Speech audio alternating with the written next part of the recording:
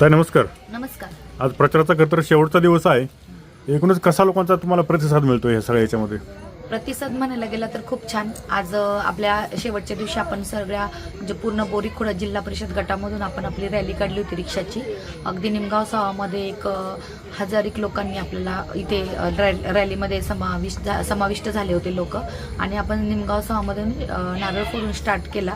तर औरंगपूर, पारगाव, त्यानंतर कावळपिंपरी, त्याच्यानंतर पुन्हा निमगाव मार्गे आपण खोडद मार्गे येडगावला गेलो. आणि तिथनं मग परत वडगाव कांदळी करत जाधववाडी करत आपण परत निमगावला आलो. अगदी 7 वाजायच्या आतमध्ये आपण इथे टच झालो. त्याच्यामुळे जो लोकांचा प्रतिसाद होता तो जो मी पाहिला पूर्ण गटामध्ये तो खूप छान होता. त्यांनी डायरेक्ट सांगत होते, ताई आता टेन्शनच नका. मी 2 बोटं केले ते म्हणायचे 2 नंबरचं बोट आहे 3 नंबरचं, कारण आपला अनुक्रमांक 3 आहे.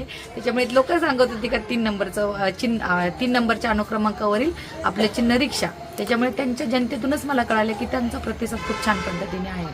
खरं तर पवार साहेबांनी जी काही विकास कामं केली त्या विकास कामामध्ये जे काही गुळगुळीत रस्ते आहेत त्याच्यावरूनच खरं तर तुमच्या आज दिवसभर ऑटो रिक्षा धावत होत्या. कसा होता तो अनुभव? आता ऑटो रिक्षा तर मस्तपैकी धावत होत्या, पण जिथे जिथे साहेबांनी विकास कामं केली होती तिथे सिमेंट कॉन्क्रीटचे रस्ते झाले होते. आणि जे रस्ते कच्चे होते ते कच्चे रस्ते मला सांगत होते का ताई आता तुमच्या हस्ते हे रस्त्यांचं काम झालं पाहिजे. आणि त्या पद्धतीने ते रस्ते मला आडवे येऊन मला सांगत होते की ताई आता ही कामं तुमच्या हातामध्ये आम्ही देतोय आणि आम्हाला तुम्ही बनवा असा मला संदेश देत होते रस्ते. त्याच्यामुळे आता जिल्हा परिषदला मी 100% निवडून याची मला खात्री आलेली आहे. आणि 9 तारखेला तर आपल्याला कळेलच सगळ्यांना. त्याच्यानंतर सगळ्यात स्टार्टिंगला मी हीच कामं चालू करणार. खरं तर पवार साहेबांनी इतकंच चुणूक तुमच्यात देखील दिसते कामाची. काय साहेबांनी केले आणि तुम्ही काय करणार आहात? साहेबांनी जशी विकास कामं केली अगदी जनतेमध्ये झोकून देऊन त्यांनी समाजकारण राजकारणापेक्षा जास्त 80 म्हणजे 100% मधलं 80% त्यांनी समाजकारण केलं आणि 20% राजकारण म्हणता येईल. तर त्याच पद्धतीने अगदी त्यांच्या पावलावर पाऊल ठेवून मी अगदी समाजकारणामध्येच उतरणार आहे. आणि साहेबांनी जशी विकास कामं केली तर मी एक महिला असल्या कारणाने मी अजूनही त्याच्यामध्ये प्रगल्भता वाढवणारे महिलांसाठी ज्या गोष्टी प्रलंबित आहेत, जसं त्यांचा रोजगाराचा प्रश्न आला, भरपूर साऱ्या गोष्टी असतात महिलांच्या, तर त्या गोष्टींवर मी तेवढाच फोकस करणार जेवढा विकास कामांवर फोकस करणार आहे. खरं तर काय व्हिजन घेऊन तुम्ही जनतेसमोर आलात? काय व्हिजन घेऊन तुम्ही निवडणूक लढतायत? विजन आहे बघा, ज्यावेळेस आपण निवडणुकीच्या प्रांगणात उतरतो त्यावेळेस आपलं विजन क्लिअर असतं. माझंही विजन क्लिअर आहे आणि हा आपण जाहीरनामा छापलेला आहे. आणि हा जाहीरनामा आपण प्रत्येक घराघरामध्ये पोहोचवलेला आहे. आणि मला असं वाटतं माझ्या व्यतिरिक्त असा जाहीरनामा कोणाचाच नाही. तर जनतेने माझी अशी इच्छा आहे की जनतेने हा पूर्णतः जाहीरनामा वाचावा आणि याच्यातलं एकही काम माझ्याकडनं झालं नाही तर मला येऊन विचारावं.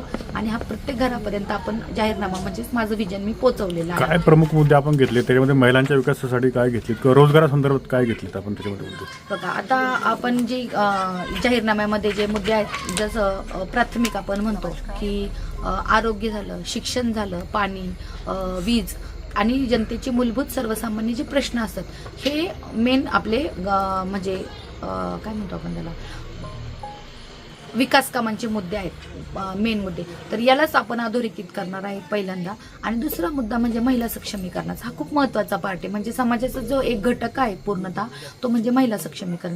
तर त्याच्यावर मी सुरुवातीपासून काम करते. 5-6 वर्षांपासून महिला सक्षमीकरण, महिला बचत गट आहेत, त्याच्यानंतर मुलींचे आपण म्हणतो ना प्रशिक्षण आयोजित करणं, ह्या गोष्टींवर मी 5-6 वर्षांपासून काम करते.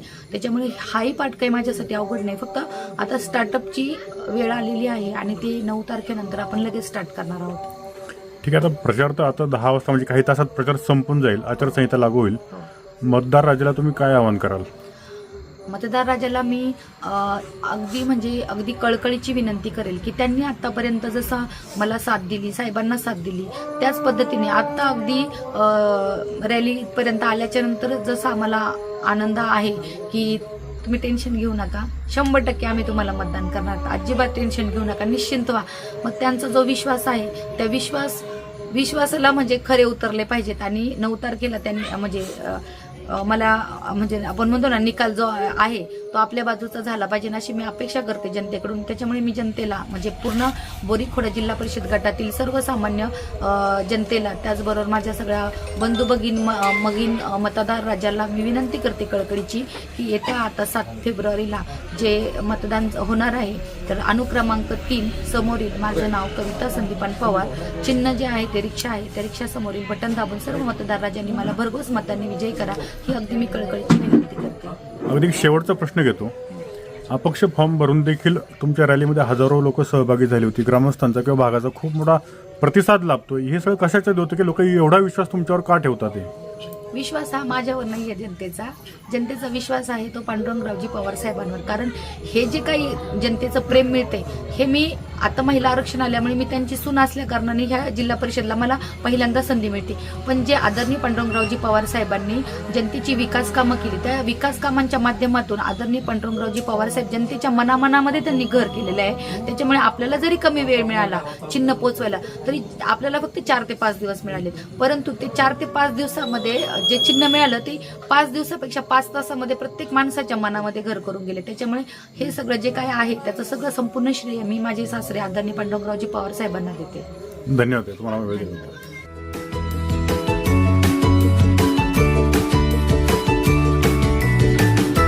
बातम्या शेतीच्या, बातम्या मातीच्या, बातम्या अन्यायाच्या, गुन्हेगारीच्या,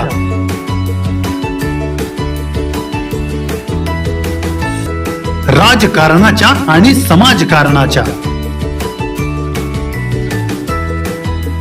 शोषणाविरुद्ध बुलंद आवाज, जनसामान्यांच्या हुंकाराची गाज, सत्कार्याला प्रोत्साहन, दुष्कृत्याला अनुशासन,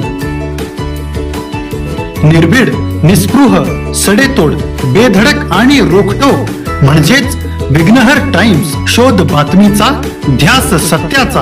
आपलं चॅनल, आपली बातमी. सबस्क्राईब तर कराच, पण बेल आयकॉनवर क्लिक करायलाही विसरू नका.